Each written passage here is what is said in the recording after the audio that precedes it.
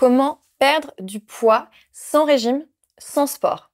Non, je ne vais pas vous parler d'une potion magique ou du dernier régime à la mode. On va vraiment prendre 5 conseils holistiques qui permettent d'avoir un réel impact sur la gestion de votre poids.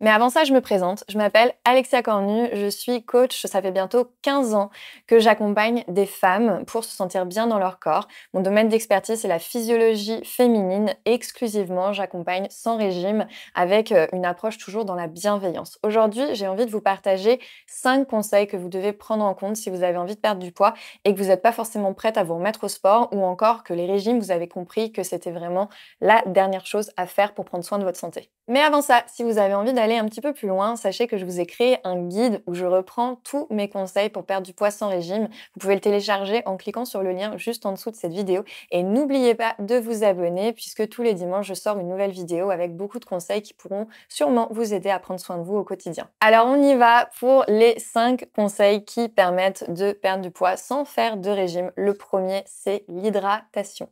Et quand je parle d'hydratation, je vais vous parler d'eau. Pas de thé, de café, de tisane, de boissons magiques, diurétiques, etc. On va parler purement d'hydratation avec de l'eau pure, plate, sans saveur, sans arôme ajouté, sans calories, sans rien, juste de l'eau. Ça paraît bête tout ça, mais si vous saviez le nombre de personnes qui ne s'hydratent pas suffisamment avec de l'eau, c'est incroyable. Savoir que ça a énormément d'impact sur le fonctionnement de votre métabolisme, sur votre niveau d'énergie également, votre capacité à vous concentrer.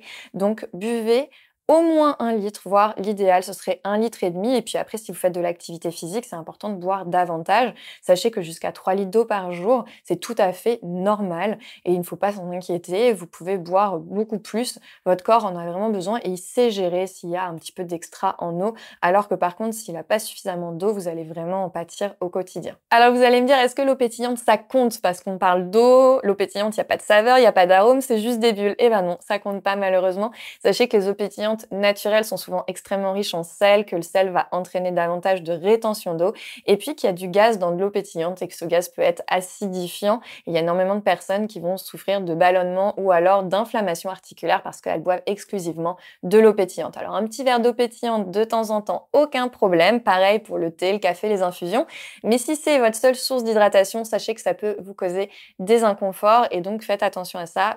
Essayez progressivement de réintroduire de l'eau plate sans saveur. Le deuxième conseil pour perdre du poids sans régime, sans sport, ça va être le sommeil. Votre repos est hyper important. Sachez que quand vous êtes dans une fatigue qui est chronique, quand vous avez une importante dette de sommeil, votre corps il se verrouille, il va complètement se bloquer et vous n'allez pas perdre 1 gramme. Vous pouvez faire tout ce que vous voulez, votre métabolisme se met à tourner au ralenti parce qu'en fait, vous avez une dette de fatigue qui est tellement importante que votre corps, pour se préserver, il se met vraiment à fonctionner avec le moins de dépenses énergétiques possible parce qu'il est crevé.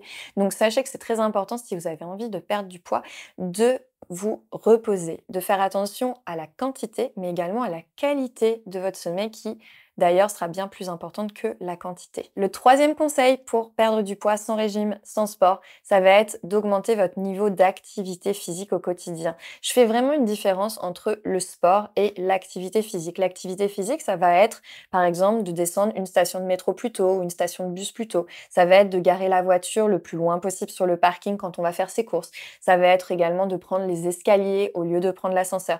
Toutes ces petites choses du quotidien qui fait qu'en fait vous allez être davantage en mouvement.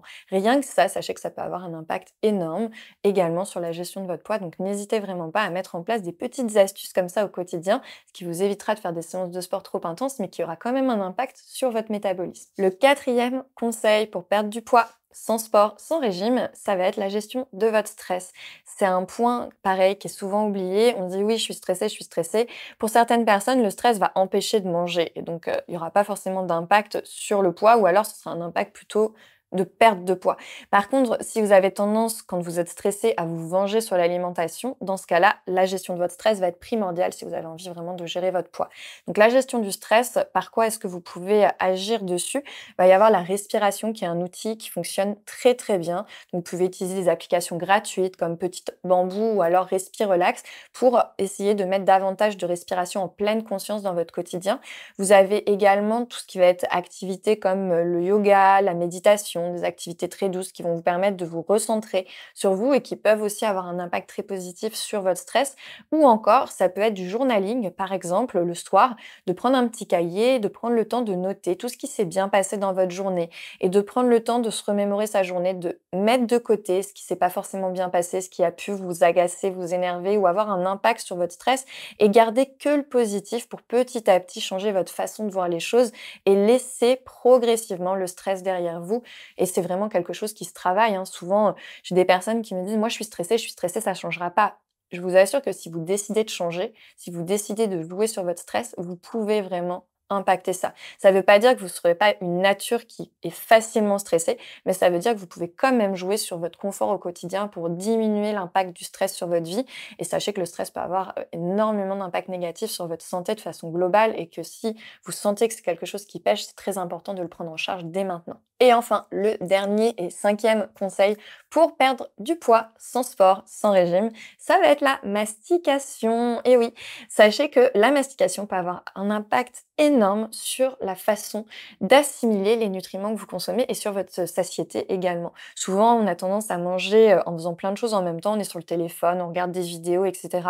Eh bien non, essayez de manger en pleine conscience, de vous dire, même si c'est que 10 minutes, mais c'est 10 minutes où vous faites que ça, vous faites que manger. Et puis pendant ces 10 minutes, vous prenez le temps de mastiquer, de savourer aussi, parce que sachez que c'est pas une fois que c'est dans l'estomac que vous allez avoir le plaisir et les saveurs, hein. Toutes les saveurs et le plaisir, ça se passe au niveau de la bouche. Et donc de garder longtemps les aliments en bouche permet d'avoir justement plus de saveurs, de profiter plus longtemps de ce que vous êtes en train de consommer.